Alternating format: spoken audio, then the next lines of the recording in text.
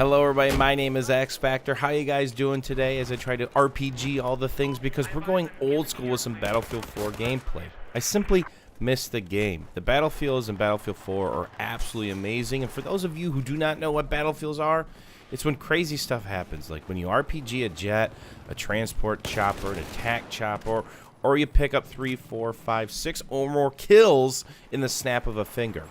The game is fast-paced enough that crazy stuff can happen, and it's going to happen in this round, playing some Conquest size large. So I have been missing Battlefield 4, but I've been taking a little downtime for myself and my family. We've been traveling just a little bit. I've had some business trips. I've had some personal travel. We've been hanging out with family and friends because we all need to prepare our bodies for what's coming. Gamescom is coming up in Germany. There are rumors that there's lots going on in my little gaming world, specifically Battlefield 1, Overwatch, then of course Titanfall 2, which we really haven't heard much of. But more than likely, all that stuff's going to be firing up, such as beta tests and alphas and all that good stuff. That of course both those games launch within a week of each other in late October. So more than likely, when I get back for some secret trips, I'm actually going to be strapping on the old Battlefield 4 shoes and trying to get some rounds in. I have been addicted to Overwatch lately, the competitive side of things. I got ranked all the way up to 64, solo queuing primarily, or playing a couple rounds with Jack, Batimio, Level Cap, or just one of my buddies. That game is a lot of fun. And something they did well in Overwatch actually is the anti-cheat. I always said in Battlefield 4, it's probably the best anti-cheat I've ever seen in a first-person shooter that has multiplayer. Well, I think that crown could be taken by Blizzard now, because I've got, I think, 75 or 85 wins, and I think I've only seen one sketchy guy. Can't do that in Counter-Strike Go. Can't do that in a lot of the other shooters on the market right now. So we're not looking too good here. We have one flag, and this is one of those maps that you can easily get bottled in. The biggest mistake you can make as a team playing this map is to push A and B. That's what's up in the locker, way up top. If you get stuck in there, you've still got your deployment, but more than likely they've got the AA out, they've got the lock-ons out, and then you're just going to have a bad time. It's so easy to get stuck in there. So I say it all the time. Get everything else on the map, shoo them in to A and B, trap them into A and B. And here's a quick tip and trick. I know, Battlefield 4 has been out for 2.5 years, but we're still dropping them tips. If you put the Accipitor down next to you, you pick it up, you can re-equip it, it heals it, it fills up the gas tank, you're good to go. The only difference is you don't have the major gas bill, although the gas prices are pretty cheap now that oil is down to around or less than $40 a barrel. So we're actually going to have some fun with the Accipitor. It's one of those things where you can kill jets, you can kill helicopters, you can kill a lot of infantry quickly. The key is to get close and to be very erratic with your driving, because it can easily be sniped with 1 or 2 bullets depending on the range. And there you see the hip fire McGee as we're trying to cap and defend flags, which is something you guys need to get used to. If you are not altering your playstyle yet by capping and defending flags, you're going to have a hard time in Battlefield 1. It's going to be very, very hard for you to level up. If you PTFO, if you're killing on the flags, defending on the flags, challenging the flags like we are, you get all kinds of bonuses. You get all kinds of points. You get 500 plus points if no one's on the flag and you cap it from neutral. If you don't kill a thing or see a thing, you get 500 points. If you start killing, you get even more, including the tick rate.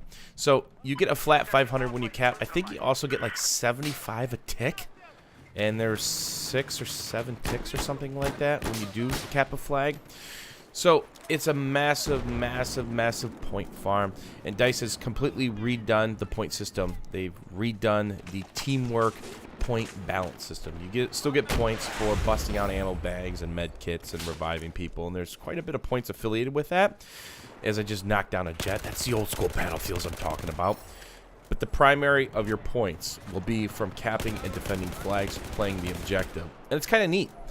There's been rounds where I've dropped 40 bombs in BF1 Alpha, 50 bombs in BF1 Alpha, and there might be a guy right next to me that might have 7 kills, and he's just blowing people out of the water that are like 25 and 5 and 30 and 3, because those guys that were kind of cherry picking their kills weren't capping flags.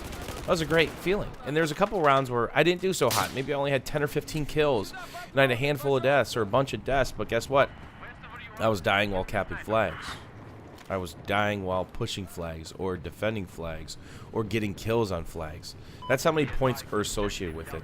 So the challenge for you guys is this. If you're not PTFOing now, it's time to start. Number one, you're going to help your team immediately in Battlefield 4. You actually might help how some of these rounds turn around, because that seems to be the theme in the Battlefield series. As you get on a team with a bunch of people not PTFOing, they're sniping on the back of the map, they're too scared to go in and die. Well, guess what? They just took your flag. Now where are you going to spawn? You just got pushed back. Maybe you got all capped. Now what are you going to do? No one likes to snipe from spawn. So there's been plenty of rounds where we have been all capped, including this one. I don't know if I shoot the footage for a split second, but we had one flag, then it flashed down to none. It was extremely bad. But a handful of players can most certainly change that in the Battlefield franchise, thanks to the mechanics of Conquest. And that's another big change that's happening as we're going to dink out this chopper. Okay, that was an easy one, but I'll take it at this point. Is when the flags are burning, when people are on them and they're being contested, the fights last a lot longer. They actually slowed down that flag status right there. So they slowed this down. Yes, you can burn faster when you have more people on than they do, but they slowed it way down. So the juiciest part, where the maps are probably the most dynamic and detailed, this guy's going in the knife animation that still broke 2.5 years later. That's where the majority of your fights are going to be. So they're still fighting in between fields. And, of course, we've only seen one map in Battlefield 1. There's a quick tip. Drop the bad boy. Pick him up. Drop him again. Get a fresh coat of paint. A new tank of fuel. On the house, by the way. And away you go. So there isn't as much fighting in between fields. Yes, it can still happen. But you're rewarded so much for fighting on flags. The fights are elongated. That just makes sense. And I really enjoy the way Battlefield 1 plays out, with them slowing down the fights and the flags, and of course the new team point system, because after all, it punishes those who do not PTFO. You can grab 30 kills really quickly and still be bottom of the scoreboard, because sometimes you only get 20 points a kill depending on what's going on. So the Accipitor of Death has been rocking and rolling here. I don't think people realize how brutal this thing absolutely can be. Now, it's tuned to your hip fire, so it's going to be a little twitchy if you're a high sensitivity player, kind of like me. But you get up close, you get very personal, and give them the old shake and bake if they're looking at you. But be careful, the anti-air will lock onto it. There's not much you can do. Sometimes you can fly low and it'll eat in the ground or break the lock. I try not to stay too high unless I'm hitting helicopters and or jets. And there you can see me taking some fire here.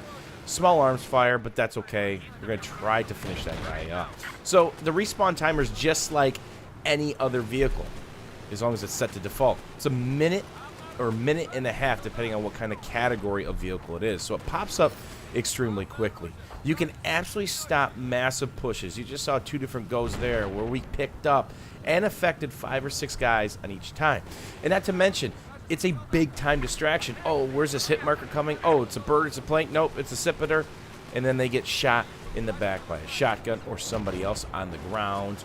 Or, as I'm on fire there, the Accipitor just finishes them up. So that thing's actually a blast to use. And we had some pretty big point streaks with that, as I didn't see that guy set up on the left side, trying to challenge a flag again. Remember, make them earn that. Never give them a flag for free. So that means I usually spawn on any flashing flag, because it's easier to save a flag, still have that in a spawn point, then get wiped out while pushing another flag, which is what the majority of your team's probably going to do anyway. Hopefully you guys enjoyed the old school Battlefield 4 gameplay. If you guys want to see more Battlefield 4, let me know, because I most certainly miss it. We'll see you guys soon.